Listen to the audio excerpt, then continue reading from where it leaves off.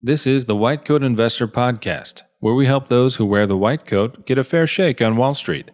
We've been helping doctors and other high-income professionals stop doing dumb things with their money since 2011. Here's your host, Dr. Jim Dolly. This is White Coat Investor Podcast number 145, Faith, Family, and Finance with Fahd Ahmad. This episode is sponsored by Zoe Financial. Mortgages, college planning, owning an independent practice, financial planning is tricky. Luckily, you don't have to do it alone. Zoe Financial certified advisors are independent, commission-free financial advisors who have been vetted and will work holistically with you. A Zoe advisor makes sure you have a financial plan that perfectly suits your unique situation. Ready to learn more? Visit us at zoefin.com/white-coat. Thanks so much for what you do. Just before we started recording this, I came from a 5-hour meeting, my butt in a chair for 5 hours straight. We had a trauma meeting, then we had an M&M meeting, then we had our 3-hour partnership meeting. And by the end of it, I was super grateful to be able to go out the door to another 8-hour day of work. I tell you what, though, sometimes, we forget all the difficult things in medicine. We're asked to do these things on the side, hospital committees, partnership meetings. You got to keep a business running and you got to see patients and keep them alive. It's not an easy job. That's part of the reason why it pays so well. If nobody's thanked you for it today, let me be the first. Our quote of the day today comes from John C. Bogle, who said, "I didn't start the Vanguard S&P 500 index fund because I believed in the efficient market hypothesis. I did it because I believed in the cost matters hypothesis." And I think that's also a really important point, that the reason index funds work is not necessarily because the market is perfectly efficient, but because they're so much cheaper than active management. In fact, in a lot of ways, active management can work. It just can't work well enough to overcome the costs of doing so. If you haven't checked out our recommended pages, we have some awesome recommendations for you for services you may need. The White Coat Investor has a threefold mission. The first one is to help you get a fair shake on Wall Street, and that's what most of our content is geared toward. Of course, our second mission is to feed my entrepreneurial spirit. It is a for-profit business, and I enjoy building it and providing jobs for others. But the third mission is connecting you with the good guys in the industry. So if you need somebody to help you get disability insurance or term life insurance or a physician mortgage or refinance your student loans, etc., all these kind of services that we need from time to time, you can find people that White Coat Investors trust at the recommended pages at whitecoatinvestor.com. Just go to the recommended tab across the top. It'll drop down, look for what you need, and you're going to find good people on that page. Not only did I vet them up front, but they are continually vetted by other White Coat Investors who are using those services. We have a really special guest today that I'm excited to get on the podcast, and let's get him on here. All right, our special guest on the podcast today is Fahd Ahmad, who you may know as Rogue Dad MD. Welcome to the White Coat Investor Podcast, Fahd. Thank you for having me. So tell us a little bit about yourself. I'm going to let you introduce yourself for those who don't know who you are, and especially tell us about your upbringing and how that affected your outlook on money. Sure. So very well, where do I begin? My father was a relentlessly self-improving boulangerie owner from Belgium with low-grade narcolepsy. He would make outrageous claims like he invented the question mark, and sometimes he would accuse chestnuts of being lazy, the sort of general malaise that only the genius possess in the insane lament. My childhood was typical. Summers in Rangoon, luge legends. In the spring, we'd make meat helmets. When I was insolent, I was placed in a burlap bag and beaten with reeds. Pretty standard, really. At the age of 18, I went off to evil medical school. Jim, I apologize. I realize that's actually Dr. Evil from Austin Powers there. That's his background. That is not my background, but I am a big fan of Dr. Evil and a lot of lessons to be learned from him. My background does not have many similarities to him. But, my parents actually are immigrants. They are born and raised in Pakistan, moved here in the 70s before I was born. I'm the middle of 3 boys. And they both have an immigrant background and personality and culture, as well as a religion that's not as common in the United States. They're Muslim. I'm Muslim, born and raised Muslim. And so the Muslim culture, the Pakistani culture, even growing up here in St. Louis, which is where I was born and raised and where I am now, is a big part of my background and lifestyle and culture. And that family culture that came along with it, the religious culture that came along with it, has been a big part of my life. Their perspectives on world, politics, education, I think has influenced and permeated probably all parts of me, even the parts I didn't agree with or rebelled against as an adolescent or an adult. It's all part of who I am. And from a financial perspective, they came from an educated family. My father actually is a physician. He's a psychiatrist, and certainly having physicians in the family has probably affected me in ways I can't really even articulate. But even having a family that had a good education, they provided a lot for us. Certainly my brothers and I were not, I think, lacking for any needs growing up because my parents worked extremely hard. A big portion of what I learned from them is the work ethic. And I don't want to stereotype it as the immigrant work ethic because that is a stereotype. But my father has worked extremely hard. He's 72 and actually I would say still works more hours a week than I do as a psychiatrist, sometimes working 2 or 3 jobs because he just wants to keep working. My mother runs his practice. And while she was home a lot more with me and my brother, she put a lot of effort into helping him and helping us and paying it forward for education, for charity, for family, for friends. And they're very, very big on trying to give back around us and trying to make sure that we knew we were in a fortunate position and that we didn't take that for granted. But it doesn't sound like you were starving either. No, I would be misspeaking if I said that I had, economic hardship. My parents worked extremely hard and I think they did well. And, I wasn't starving trying to get food stamps or anything like that. I'm very fortunate. I haven't had that struggle. Did you ever note at all your parents struggling with the U.S. financial system? My father at one point, and part of this is probably at some point where I started learning about finance. My father at one point did work with a financial advisor and he never gave me details, but he would make oblique comments about financial advisors ripping him off or doing shady deals or making a bad decision. And he actually made a decision pretty early on to start teaching my older brother and I about finance because he wanted us to know what we were doing. So when I was in elementary school in the late 80s, because I was born in 1980, he actually started teaching us concepts of investing. And he actually started quizzing us. And, I still remember this in the car. We'd be driving places. He'd start quizzing us on things like the difference between a load and a no load mutual fund because he didn't want us, when we were older, investing money and giving it away to people that didn't deserve it. Because he, I think, had felt like at certain points early on when he was getting started had been taken advantage of. And so, he successfully started his small business, his private practice as a psychiatrist, and has done very well with that.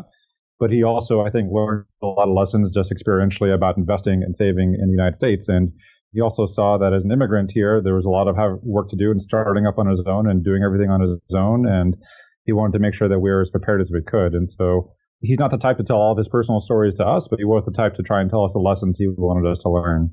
Sounds like you were raised by the white coat investor. Perhaps the OG, the original white coat investor. That's right. That's right. Too bad he didn't start a podcast and a blog, and it could have saved me a lot of trouble. You'd be out of business. You'd be working an ER shift right now. That's right. I just came from the hospital, so that has particular relevance today. But at any rate, let's talk about your education and your career to this point. Sure. So I went to undergrad at University of Missouri, and I went into undergrad actually not planning on medicine. I had a lot of family desire or pressure potentially to do medicine, and I went into undergrad with no desire to do medicine. I went into it with a specific desire to get a business degree, thinking I was going to get an MBA with a very nebulous concept of doing something in the corporate world. And I went ahead and got my business degree. I focused on business management, but I realized as I was going through business school, I really enjoyed what I was learning, but I didn't really feel like I fit in very well to the culture of people who are interested in business in the corporate world. And so I wanted to get the degree, but I also didn't really at that point see myself going into business or going to the MBA or taking a corporate job or some sales job or something afterward. And so I sort of circled back and started looking at other career options again while I was in business school and decided, I sort of had rejected medicine earlier on, but as I explored it more, shadowed more, thought about it more, interacted more, I decided actually I was going to go into medicine instead. And so I finished my business degree, took all the prereqs to still go apply to med school, take the MCAT and all that stuff, and then ended up going to medical school and did a pediatric residency in Houston at Baylor College of Medicine at Texas Children's Hospital, and then came to St. Louis for fellowship in pediatric emergency medicine at Washington University, St. Louis Children's. I've been here since then. During my fellowship, I started getting involved in academic research for the first time. During the fellowship, I did a Master's of Science in a postdoc program simultaneously. And then after a fellowship, I did more training in informatics and health IT because I was very interested in that. So I ended up getting board certified in that as well.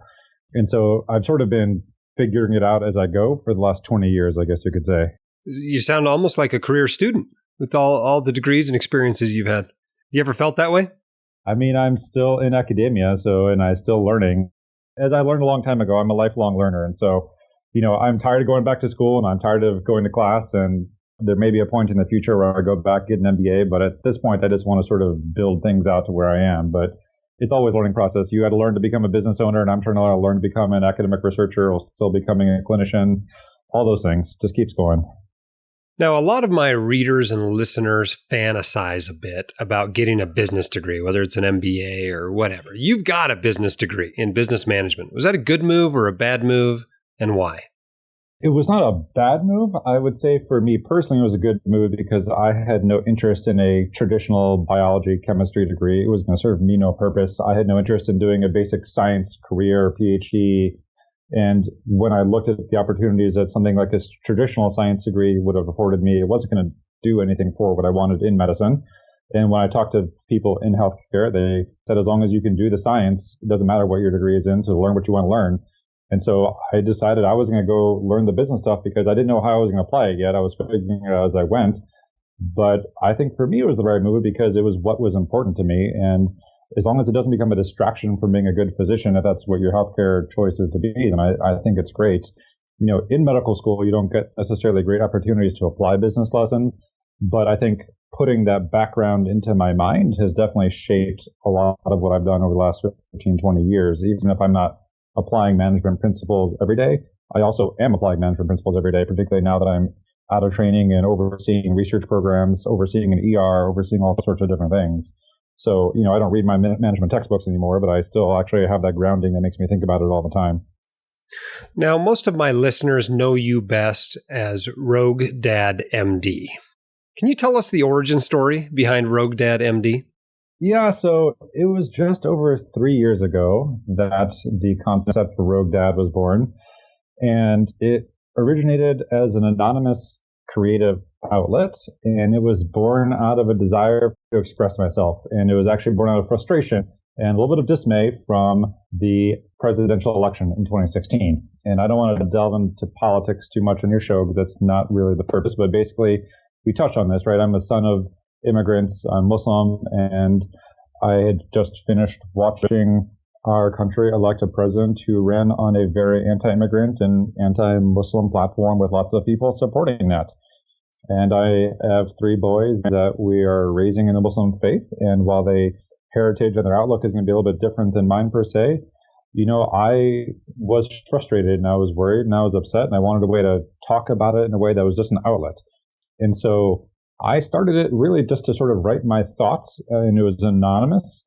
I did not attach anything on there that was going to be an identifier. And actually, even now, if you go to the website or the Twitter account, you won't find my name on the website anywhere. You won't find my name on my blog post or on my Twitter account because I've kept it relatively separate.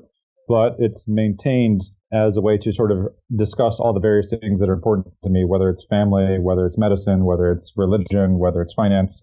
And it's moved away from talking about just things related to politics, because that was just a portion of it. It was just a way to sort of get ideas out that I wanted to get out and interact with people in a different way. So do you consider yourself a physician finance blogger? Why or why not?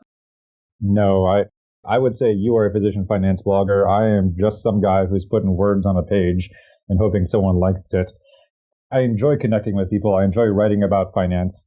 And I've written many, many things on finance and things that I think are both practical application of financial topics. But the blog is not, and the Twitter account and the things I do are not really specific to finance. So I'm a physician. I write about finance. I blog. So those words technically go together.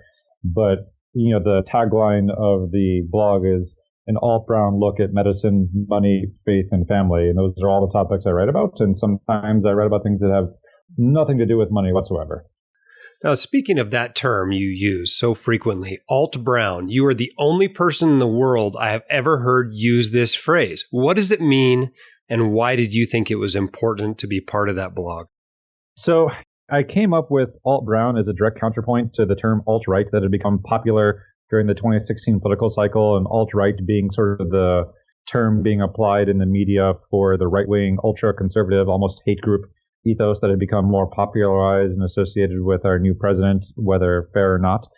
And so while I partly coined that term, and I think, as you mentioned, no one else is using that term, I think I'm the only one out there using the term all brown, partly as a direct counterpoint, partly as a joke, but partly to actually say, you know what, let's talk about a different perspective in a way that people aren't thinking about it. Let's talk about the fact that immigrants are out there, or even naturalized citizens or citizens from an immigrant background, are being marginalized or are actively discredited or pushed to the side, and bring that back to the mainstream and show people someone who came in from an immigrant background through my parents, but is integrated into our society and our culture, and give that perspective, regardless of who's going to hear it. I thought it was important to try and have sort of a middle ground mainstream perspective from someone who's got a strong grounding in this country, but also a strong grounding in a religion that's not common here, in a culture that is not always welcomed here, and that I could provide a reasonable voice and some interesting thoughts and engage people in a way that hopefully would, be a interesting or fun experience and a learning experience for them.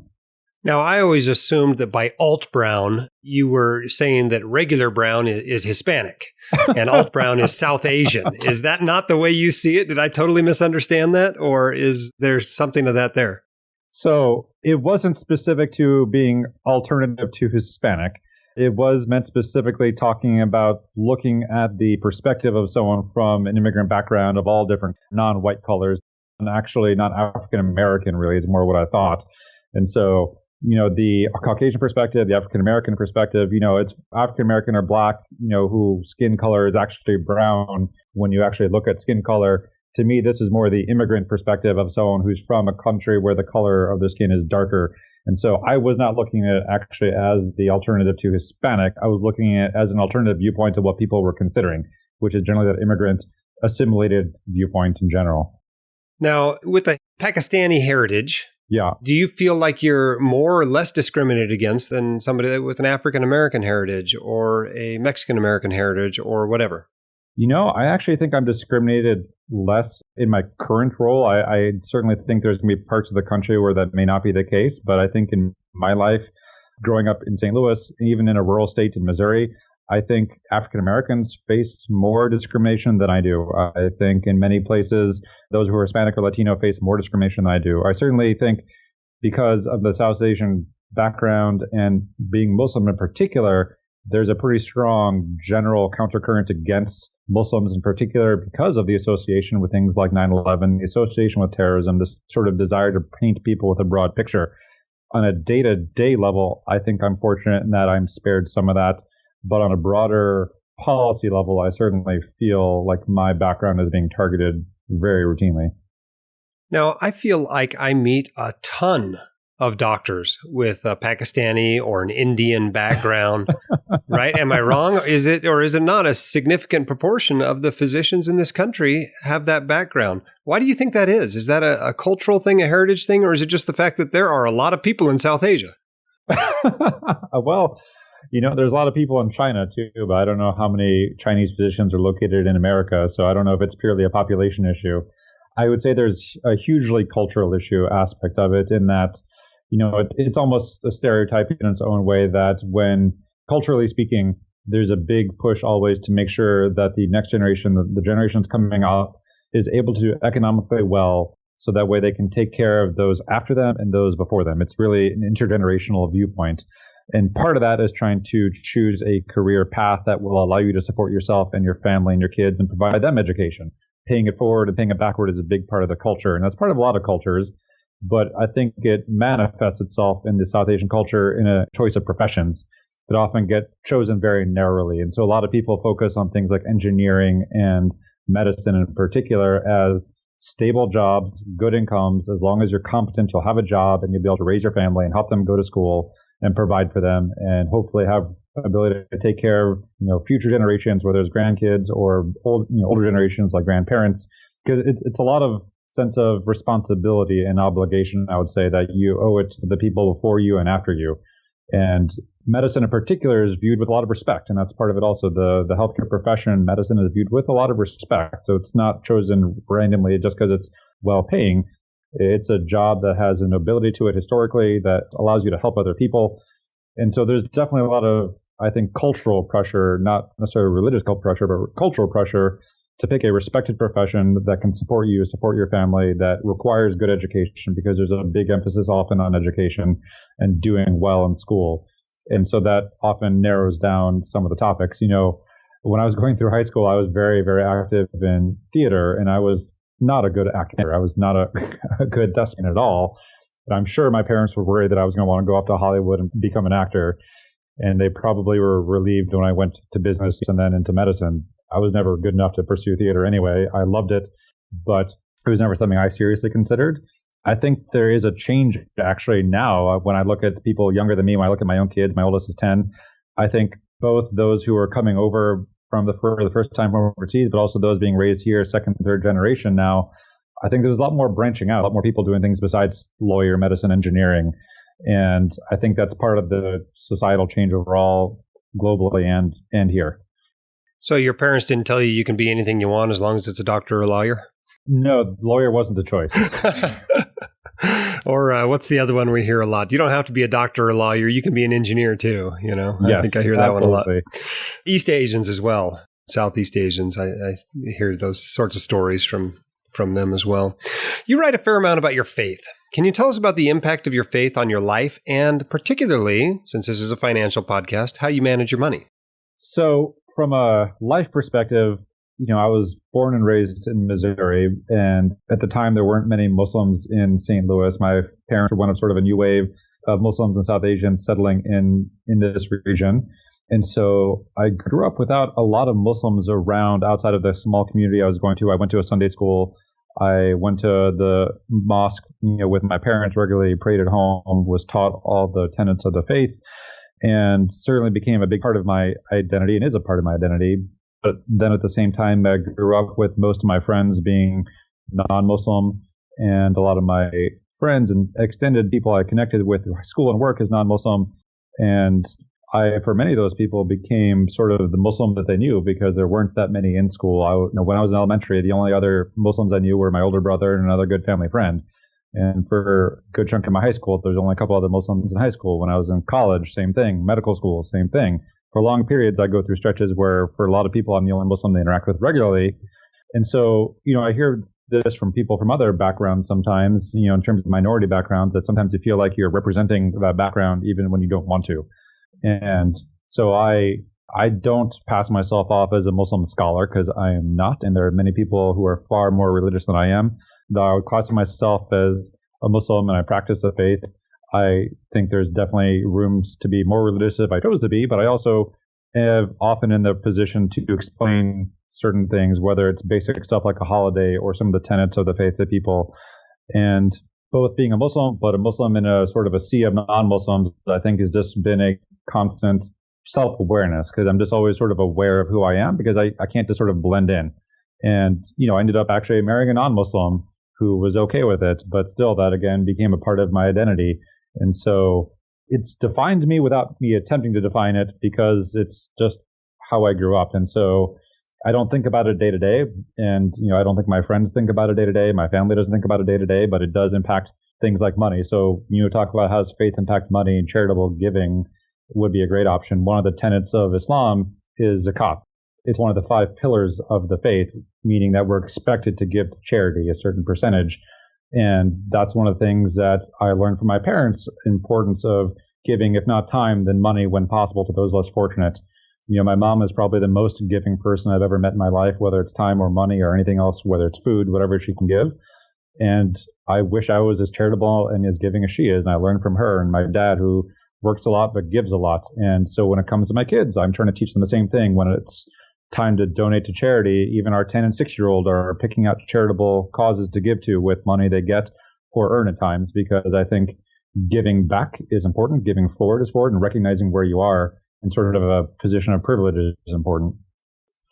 Now, I get a fair number of questions by email from Muslim docs, Muslim investors, asking about Sharia-compliant investing. Do you try to invest in a Sharia-compliant manner? I think it would be fantastic if the world economy was set up to be compliant with my religion, but it's not. And I think being very American, I invest in a very traditional vanguard-oriented way. So, I don't consider VTI Sharia compliant, but that's where I invest a lot of my money. And a target date mutual fund is not probably necessarily Sharia compliant, but at the same time, I make sure I don't choose specific investments that would be contradictory to my faith. So I don't invest specifically in a tobacco company or an alcohol company, but I do purchase broadly the S&P 500 or things in the Dow Jones that I know would potentially have some of those classes in them. But because I don't feel like I'm supporting those companies specifically, I would say I justify it to myself. I won't put myself out there as a religious scholar, as I mentioned, to the point where I can say that a local Muslim scholar and imam would say how you should invest. There are principles in Islam, such as you shouldn't charge interest in a loan because interest is considered haram or anti-Islamic. It's against the principles. So in that regards, one could almost say that investing in a bond would be against the Islamic faith. But, I don't say I sort of justify it in a way that it's okay, but I do it because that's really the way that the job environment and the economy here is set up to be able to make money. The cost of living here and the way to purchase and save and grow is to invest. And if I lived in Pakistan in a much lower cost of living, I'd probably save a lot more cash and invest more in real estate and probably invest in a slightly different way. And I would put less in the US stock market if I was living in Karachi instead of St. Louis. But, when in Rome, do as they do in Rome. And here in America, I'm investing, I think, the same way you do, or the way at least you used to. I don't know if you're still doing a lot of VTI nowadays with all your white coat investor stuff, but I would say I invest in a very traditional, standard way with broad-based stocks and mutual funds and ETFs. Yeah, certainly the total stock market index fund is still a major holding in my portfolio, as it always has been. It's actually a quarter of my portfolio and still remains my favorite mutual fund. Do you do anything unique with regards to your debt? Did you decide maybe to pay off debt earlier than you otherwise would due to your faith? Or do you look at the invest versus pay down debt question any differently than other people might? How do you treat debt? I've become very anti-debt in general. And I don't attribute it entirely to the religion, though I think that's certainly a portion of it. I think part of it's cultural for me with my parents and sort of just actually the lessons my dad was teaching me early on of trying to avoid debt. I mean, I don't even know what circumstance was making him tell me this, but my dad was teaching me a long time ago before I even had a regular job to avoid things like home equity line of credits and taking out extra debt just for the sake of lifestyle. And he was talking to me about that before I was even in residency, just sort of as I planned ahead. And so when I came to medical school debt, I did have some. I was fortunate to not have tons because I went to a cheap undergrad and then in-state med school. My parents were able to save money and put a lot of that money they saved from undergrad towards medical school instead. So I didn't have huge debt in med school, but I paid it off relatively quickly. And then, I have not always been debt conscious in some ways. I've certainly never held credit card debt month to month. And when it came to car loans, we actually did take out one car loan early on that we paid off super fast. And the other cars we bought, we paid either paid in cash or paid off extremely quickly. And it's partly cultural and partly lifestyle. And that's, I think there's good debt and there's bad debts. But when it comes to debt for consumer items, I just feel like it's all bad. And I don't want that hanging over my head. I don't want to be buying a car for the next 7 years. I don't want to be buying my education for the next 30 years. And I do have a mortgage that has a long time left to go, but if I can pay it off well before the due date, that would be fantastic. And I'm a saver, and I prefer to save up for these big things. Now, I will say, if you can find this on my blog somewhere. I talked about my series of decisions in the different homes we purchased over time, refinances. Our first home I purchased with zero money down on a doctor's loan when we made our first purchase in 2010. And I was not super comfortable with that. And I couldn't really articulate it why at the time. But I think in retrospect, it's because I just don't like debt. But that was our first major purchase. And we got out of that very fast and got equity pretty fast and got to 20% pretty fast and refinanced to a 15-year fixed to get that payment so we could be putting off more money into the principal quickly. And that's just sort of my philosophy, partly by culture, partly by religion, and then partly by personal preference. And I have friends and family and colleagues who don't view things that way, but I feel pretty strongly about not having consumer debt. And I think that's sort of the best way to go about things. Now, we're buying in 2010 must have worked out pretty well for you. Oh, yeah. That was not a bad time to be buying a home. It was perfect because, I had no money, literally. I mean, we had nothing to save for down payment. We had enough money to cover our mortgage, but we bought it at the bottom of the market in an area that was desirable, but it had a high turnover. And when we ended up selling it in 2016, it was at the peak of the market, and we made a profit on it. But that also meant that the next one we purchased was also sort of near the peak of the market. So it sort of ended up trading off evenly there, but it ended up working out great because as the market recovered, even though I didn't have a lot of money built into the house itself appreciated so quickly that I artificially ended up having equity in the house just based on the higher appraisal and actually started refinancing to a lower rate twice. So I refinanced to a lower rate twice in the first year and a half, barely having put any money into the house, just because the value of it appreciated. And then therefore they gave me a lower rate because I suddenly had 15%, 20% equity, even though I had done almost nothing. So it worked out quite well. Not surprised. I bought a house late in 2010 as well. And I remember we looked at a whole bunch of different houses, 30 or 35 houses probably. And I watched them all for the next 6 months after we bought ours, and none of the other ones sold. I mean, we really had our pick of the litter at that point. So I'm not surprised you did well on that house. Has Rogue Dad MD been a good business for you? So I did not form it originally as a business. As I mentioned, it was a creative outlet. And it was a while before I even decided to try and explore trying to use it as a business. So the short answer is no. It has not been a good business because I think I didn't form it creatively that way. And when I started exploring it, unlike I think your site or even Leaf and Physician on Fire, I didn't have a business focused mission. So even though I've got that business background and business degree, I didn't come into this thinking it was going to be a business. I thought it would just be a way to make myself enjoy my life more and connect with people. And it definitely, I think, has been a struggle in that because of the way I write and the content I write, it doesn't necessarily focus itself on one specific audience that's always going to come back for a specific educational opportunity where they're going to learn and click on a referral link. The people that come back or go to the Twitter account are people that like to hear my voice of what I talk about or my jokes or what I reason about or the thoughts I share or the connections that I make. And that doesn't necessarily in a blog lend itself to generating large amounts of income, I would say. What did you find most surprising when you decided to see if you could make money online? I mean, I'm shocked more people aren't reading my website, Jim. I mean, come on. I mean, it's fantastic material. You know, I think the hardest part, honestly, is when I lined up the first couple of advertisers is trying to figure out the best way to make sure they were getting a return on their investment and trying to keep my content the way I wanted with the voice I wanted without trying to basically appear like I was actively writing content meant to steer someone to a specific person because I didn't want the content to change. I just wanted to make money by writing the content, right? I mean, that'd be the greatest thing in the world. Just do what you love and people pay you for it. And I think being able to generate a return on investment for someone who doesn't have any direct connection to the content I'm producing, because sometimes I'm writing about religion and politics, but I, had advertisements from an insurance broker and a financial advisor on there. It was hard to make my reader, I think my reader who is coming for all these other worldly topics sort of say, oh yeah, well, I'm here reading about Islam and charitable giving. I'm going to go have this person give me disability insurance. And therefore that'll make him want to renew his advertisement on my site. And so I think focusing that and figuring out how to make the ad portion of it generate content was difficult. Interestingly, I think one of the ways I've continued to make money, even though I've not been writing as much recently, is through affiliate courses like yours, like the Fire Financial Advisor course. I wrote a review of your Fire Your Financial Advisor course. And it's sort of some evergreen content there that's still good. And I actually got an email, I think 2 days ago, that someone used my link to buy your course.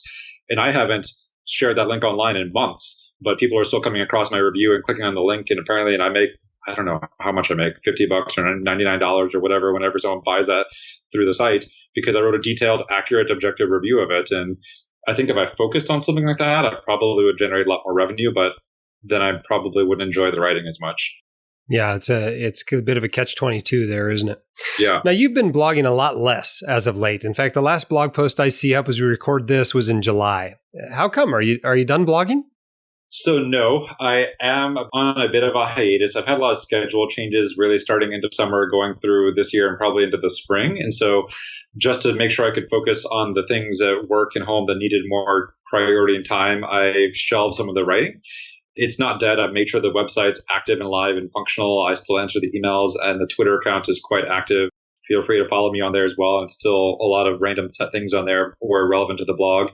And, I actually, at the end of the summer, I recorded a podcast that I have not finished. I never got around to editing because my schedule changed, that I hope to put out over the holidays when I get around to it, is actually interviewing my oldest son about a tweet that went viral.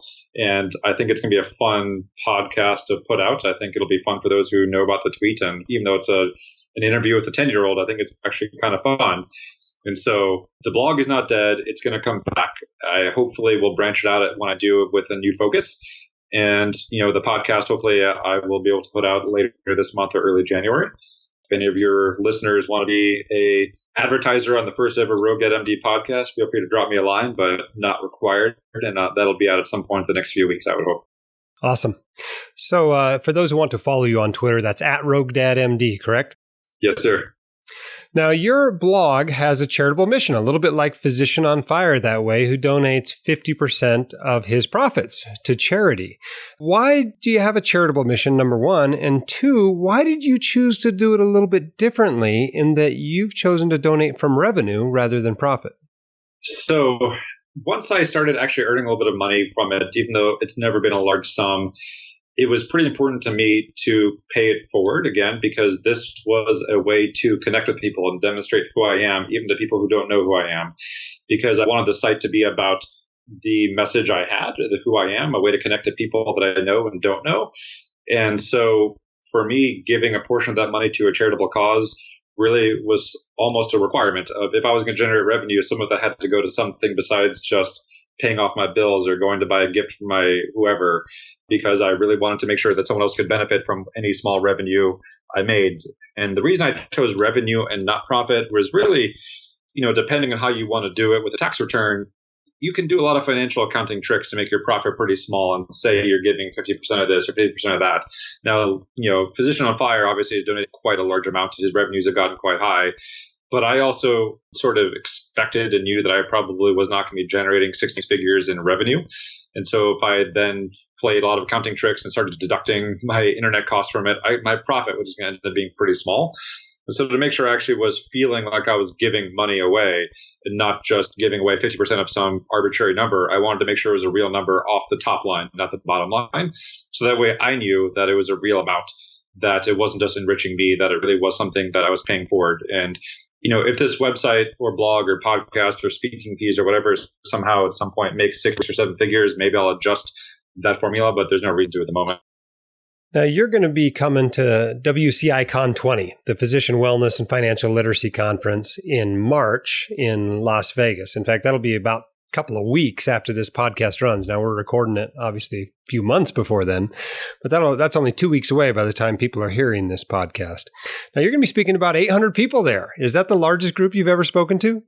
It probably will be. I've spoken to large audiences. I've spoken to, crowds of a few hundred. It's a very different type of crowd I've spoken to, usually academic related, research related. So I've spoken to 200, 300, 400 people before, but I do think 800 will be the biggest group. Nervous at all?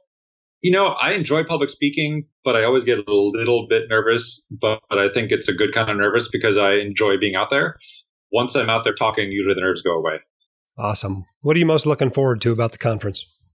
I am looking forward both to hearing a lot of the other speakers you're bringing in, because I think you have a fantastic group of people coming in to talk about all sorts of purely financial and non-financial topics, connecting with people that I've only met online, because I came to your conference a couple of years ago and met people that I'd never met in person, but only connected with through your website, comments, forum, Twitter, etc. And I'm looking forward to giving the talk. I think it'll be a great opportunity to sort of connect with people on a topic that's really important to me. Speaking of which, what can people expect to hear from you at the conference? So it is not something I've spoken about publicly before, but I think it's actually going to end up being probably one of my most important talks I've ever created or delivered, probably the most important for me professionally and personally. And I'm going to be talking really about second victim syndrome, which is essentially, for those not familiar with that term, to give you sort of a basic definition, it's almost like PTSD from healthcare associated events. And I'm going to be talking about really personal experiences I have had as a physician, the impact on my professional life, the impact on my personal life. I think it's going to be a topic that really all healthcare providers are familiar with conceptually, even if they haven't heard the term or ever thought about it. And I'm going to be talking about sort of individual things I've done to help me sort through the difficult times I had, as well as some institutional or environmental things you could do wherever you are to hopefully try and help people who are going through difficult times because of negative healthcare outcomes from their patients or their loved ones or things along that line. I think it's something that's a pretty universal topic. It's not money related at all, but I think it's far more important than a lot of the money topics that I have talked about or the research topics I talk about. Not to mention, it helps people get CME credit for coming to the conference. That's always a good thing, too. Yeah, I mean, you gotta have people pay their way somehow. That's right. So, I think you have the perfect specialty to give that talk. in pediatric emergency medicine, because if you ask any emergency physician what their worst day was or their worst case, they're always going to name a day when some child was hurt or was really ill. And those cases are concentrated in a pediatric emergency department and often happen unexpectedly to the family. And so can really make for quite traumatic situations relatively frequently. I think that's a very good synopsis of some of what I will be talking about. I work at St. Louis Children's Hospital. We're busy. We're in an urban environment. While this is not specifically the case, I'll be sort of reviewing in the talk. I also am in one of the hospitals, or maybe the hospital that sees the most pediatric gunshot wounds in the United States because of unfortunate gun violence in the St. Louis region. And so my colleagues and I, the trauma team, the emergency environment team, and because we're in a subspecialty referral hospital, we see a lot of ill and injured children. And unfortunately, some don't survive their illness or injuries. And that's hard. And there's no sugarcoating it. It's part of the job, whether we like it or not. Even knowing that that's part of the job, that doesn't make it easier, whether you're trained for it or not. And so, knowing in advance, having resources in advance, it doesn't suddenly make that child's death in the ED or in the ICU any easier. And so knowing that that's going to happen and making sure you can support yourself or your colleagues or your family or your friends or whoever it is, I don't think it's done enough anywhere. There's a handful of places who are doing a great job of that kind of thing, but most institutions, even big universities and children's hospitals, still lag behind in recognizing when people need help, when their own employees need help. Awesome. I'm looking forward to seeing and hearing you speak at the conference.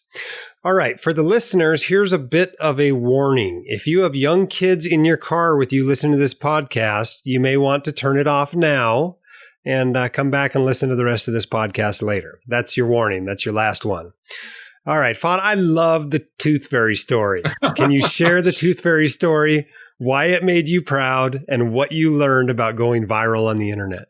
Yes. So my oldest son, who's now 10 and a half, but when he was 9, this was spring of last year, was going through the traditional losing all of his baby tooth. He'd gone through several episodes of losing teeth, and Tooth Fairy is part of our household. And even for me growing up, I didn't grow up with Santa Claus in my Muslim household, but I grew up with the Tooth Fairy. My wife did. And so putting money under his pillow was something we always did. A lot of times it was me sneaking in after he was in bed and putting a quarter, dollar, whatever the heck it was in. And so last spring, he told my wife that, I lost another tooth. And the job fell to me to say, okay, I'll sneak in after he's asleep and I'll put $1 under his pillow. I'm on night owl, so I make sure he's in bed and asleep and passed out. And I sneak in and take the tooth, throw it away, put $1 in, and then find out the next day I wasn't actually home. He has a conversation with my wife and basically says, Mom, I know the Tooth Fairy is not real. And, I know it's you guys. And she says, no, there's a Tooth Fairy. How, what makes you think it's me? It's not us. It's the Tooth Fairy. And he goes, no, I know it's not a Tooth Fairy. I know it's made up. I know it's you. And she goes, no, how would you know that? And he goes, because this tooth fell out 3 days ago, and I've had it under my pillow for 3 days, and I've been checking every morning, and every morning the tooth was still there. And then I finally told you that I had lost a tooth, and then the next morning there was money under my pillow. So I know it was you guys that put money under my pillow. There wasn't Tooth Fairy because it didn't happen until I told you. And she basically gave it up right there and said, oh man, she was just flabbergasted, caught off guard. He's a smart kid, right? He's very interested in science. He's also very creative with arts, but he likes to do experiments, but he's never done anything like that to us. It completely caught her and me off guard. And so when she told me the story, it was sort of like, our son, our 9-year-old made us look stupid, pulled one over on us. And I wrote a short tweet about it. It took me 5 seconds to write the tweet, put it online, forgot about it. And then the next day, some people started reading it. This was a year and a half ago. My Twitter account, I think, had 700 followers maybe at the time. A few people started liking it. A few people started retweeting it. I was joking with friends, it went viral. 75 people liked it and 10 people retweeted it. And then it actually started picking up traction without me doing anything. I suddenly went from 100 to several hundred, to then it started hitting the thousands of likes and retweets. And then a friend of mine said, hey, you know what? This is starting to pick up steam. Maybe you should talk to some local news about it. And I actually got into contact with a local reporter from the St. Louis Post-Dispatch who read the tweet, thought it was amazing, both funny and insightful, thought it was really cool that our 9-year-old had done this, actually interviewed us and wrote an article about it. And then it got picked up nationally and internationally. The story itself did. The tweet continued to expand. It ended up having something like 700,000 likes and ended up being viewed 35, 40 million times. We got written up in multiple articles. My son got interviewed by multiple people. It ended up getting picked up on Facebook and Instagram, and probably, I can't tally the actual number, but the tweet ended up probably having a reach of 50, 60, 70 million people, which certainly was not what any of us were expecting. I think the thing I was actually most proud of my son about was that he never let any of this go to his head and that he never spoiled it for anyone else. We talked to him about, the fact is that some of his friends at school or the parents might hear about this. And he was, when he's getting interviewed in the news or local newspapers, rather, that it's going to be tempting to go tell all of his friends or his younger brother, who is, 4.5 years younger, about this and spoil the tooth fairy for a lot of other kids. And that was not something we wanted to happen. We wanted him to enjoy it. We wanted him to enjoy these 15 minutes of fame, but we didn't want him to take away that joy from his younger brother or friends at school who may still believe in the tooth fairy, or to let it go to his head that reporters were interviewing him about this experiment he'd pulled over on his parents. And he didn't. He never spoiled it for his younger brother. When his younger brother was losing teeth, he actually helped and encouraged the younger brother to even write a letter to the tooth fairy, wrote him a letter for him to the tooth fairy, make sure he got his money from his first tooth. He did not talk about it with friends at school. He didn't make a big deal out of it. He thought it was amazing and cool. We kept news clippings and things like that. And then 6 months, a year later, it would still pop back up and people would ask him about it. And he'd basically be like, "Oh, you're still talking about that? I'm doing this and this and this now. This is where I'm spending my time. And, I'm not still talking about the tooth fairy. Why are you?" So it catches him by surprise because every so often I'll tell him the tweet will suddenly pick back up again randomly. It's been a year and a half. And I'll suddenly get another 100 people looking at the tweet and sending me messages about it. And I mention it every so often. He's just blown away that people are still thinking about it a year and a half later. It's quite a story. Did you see your blog traffic pick up quite a bit from it? Did that seem to last, or was it kind of a flash in the pan? So the blog traffic picked up enormously. It was such a spike in traffic. I actually had to call the hosting company and pay for a higher tier to make sure the site didn't crash that day because so many people were, someone gave me the idea and I hadn't thought about it. In the first comment below, I stuck in a link to one of my blog posts that actually was talking about the tooth fairy. They'd already written previously about the tooth fairy and the Easter bunny. And so people started clicking and going to the website. Now, some of that traffic caught on, some of it didn't. I don't think I did a great job capturing that and turning it into long-term readership. It did turn into a lot of Twitter readership. So I catapulted from 700 Twitter followers to 7,000, and now it's at 12,000 since then. And so I've actually gained a pretty significant and loyal Twitter following who just like the jokes I make, or the things I talk about, or the things I write. That actually has driven more traffic. The spike in traffic I saw directly from that, I don't think lasted because I also wasn't producing tons and tons of content. And my son is not producing constant science experiments to make me look bad. So I didn't have evergreen content every day for people to come and read. But it certainly helped quite a bit, I would say, though it's not lasted to that degree by any stretch. It's a pretty fun story, though, anyway. Fantastic. Now, you've been developing a bit of a niche in academia, giving lectures on physician finances. Can you tell us about your experience, what you've learned, why more docs don't do this, and whether or not you think you're making a difference by doing so?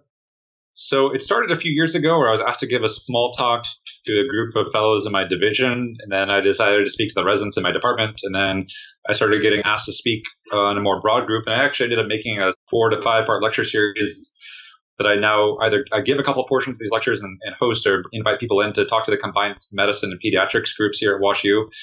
And then I've also been invited to give talks around campus to multiple other residencies and our medical students, and have been invited to speak off campus as well. And there's just a craving for it. People have found your website. I think White Coat Investor is the leading voice in educating physicians on personal finance. But people crave the in-person contact. People want someone who's approachable, who's been through financial mistakes and learning processes, who's a physician, who's not trying to sell them a product specifically, but has learned a lot, that can speak intelligently on the topic to them. And they like hearing it. And so we've integrated our lectures and the lectures I'm giving to our residents into their noontime curriculum to make sure that they have time to come see them, or they get recorded so they can watch them later. And they love it. The lectures are well received. And I will say anecdotally, I've had lots of people come up to me over the last several years and tell me, yeah, Fahd or Dr. Ahmad, I went and changed my insurance policy because of you, or I asked this question about an advisor, or chose to leave my advisor because of something you said, or I asked this question to my family who was giving me this advice, or, people randomly, I'll be working an ER shift and at 3 a.m. to slow down, and the P's residents will say, hey, can I ask you a question about such and such? And so I do think locally, a lot of people are benefiting from it, though I can't quantify it exactly. But I think people want it, and we're not planning on having it locally go away. It's something that I really enjoy doing. It's some of the most enjoyable talks I give, even though there's no healthcare aspect directly to it. And I also make it a fun talk. I make it personal. I give a lot of personal examples when I give the talk about things I've done that are good and bad. And things like buying a house with no money down when I was in fellowship and not knowing where my faculty job was going to be. So that way they think about these things where they're at and why I saved and didn't save at certain points and why I bought a car when I shouldn't have, etc.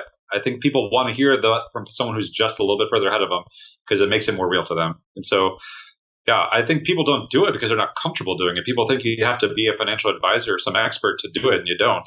You just have to know enough to know more than the person behind you, just like anything else in medicine, right? You don't have to become a certified financial planner to teach the basics of an ETF to someone. A senior resident can teach a junior resident how to do a lumbar puncture, and they can also teach them about disability insurance. Same thing for finance, I would say. Yeah, I wish I could clone you. I wish there was a Dr. Ahmad at every academic medical center in the country. It would really, make my job much, much easier. I'll tell you what. Well, if some of your listeners want me to come talk to them, I have traveled to talk on these talks before, and they've been well received. So it's something I could consider for someone who wanted to contact me. Awesome. Now, you've written that you don't budget. Why not? Do you think most people should? And do you think you can only get away with doing that because you're high income? So I think the not budging sort of general philosophy was born of circumstance and perspective. And my income is obviously a lot higher now than when I was in training, though my wife was even working full time back then. She's gone between full and part time. Budgeting didn't work very well for us because of just the way we chose to spend. And so what ended up being the simplest thing to do was say, okay, here's our savings goal. Let's save this much. And as long as we're saving this much, then it's okay to spend.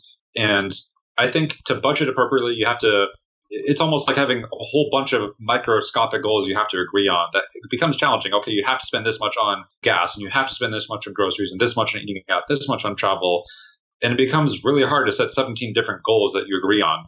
It becomes much easier, I think, to set one goal of, let's say, for this percent of our income or this absolute dollar amount for now, and then spend the rest. And as long as we're paying off month to month, then we're meeting our goals. I think for some people, budgeting is a requirement because otherwise, if they don't set those goals, they're going to overspend. They're going to take out credit card debt.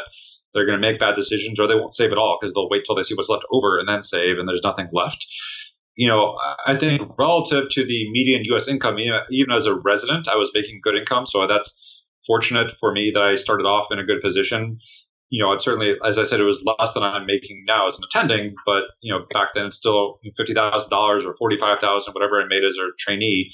Still, it's probably the same as the, median parent of 2 or 3 kids. I think even then saving first was really important, and you have to prioritize saving if it's a priority. I don't think you have to budget to save appropriately, and I don't think you have to do my model.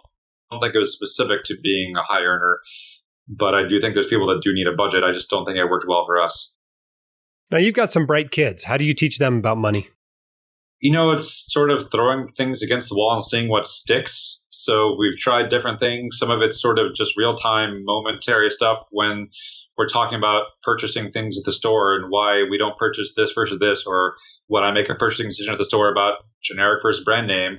But then it's also when they get money or they want to earn money or they want to buy something, it's sort of teaching them the limits of what money can buy you. And then when they run out of money, what that means. And when they ask us to buy something and we don't want to buy it for them, what that means. So our older 2 kids who are 10 and 6 get a small allowance of $5 every 2 weeks or so. And we basically say, okay, that's your money to spend. We want, if you're going to go to the store and want to buy something, we need to have your wallet with you and plan in advance, and then you can buy something.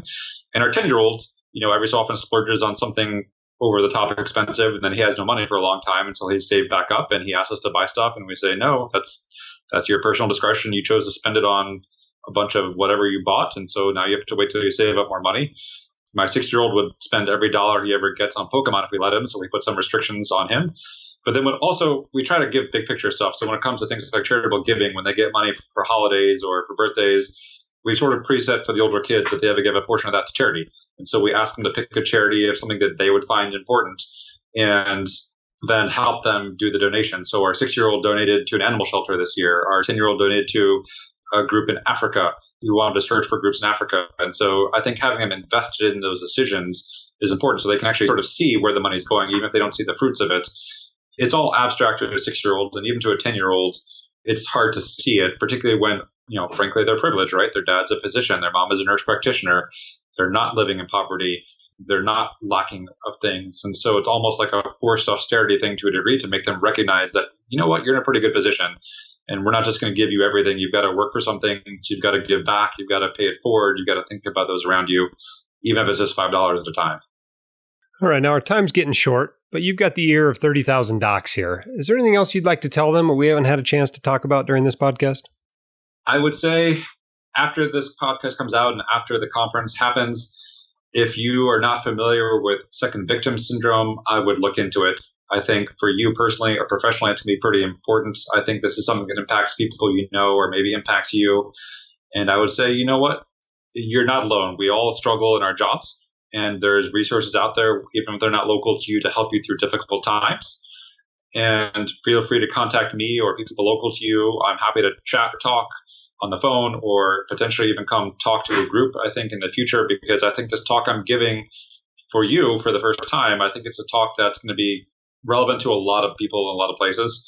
When it comes to the other stuff we've talked about, family, faith, money, these are just topics of interest to me, and I could talk about all these things all day long. So if you have any interest in hearing more about it, say just check out the website. Well, I haven't written much in a while.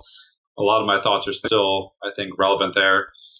We talk about politics. We're entering another political cycle. Probably the best blog post I ever wrote was in January of this year, where I had a 1-hour talk in a car repair shop with a 75-year-old Trump supporter who was very anti-immigrant. And I think it was the best blog post I've ever written. So I would say check that out. Awesome. We'll put a link to that blog post in the show notes.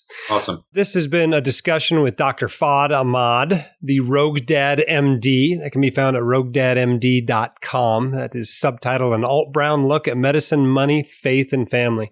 Fahd, thank you so much for coming on the podcast and for coming to the White Coat Investor Conference. I'll see you there. Thank you, Jim.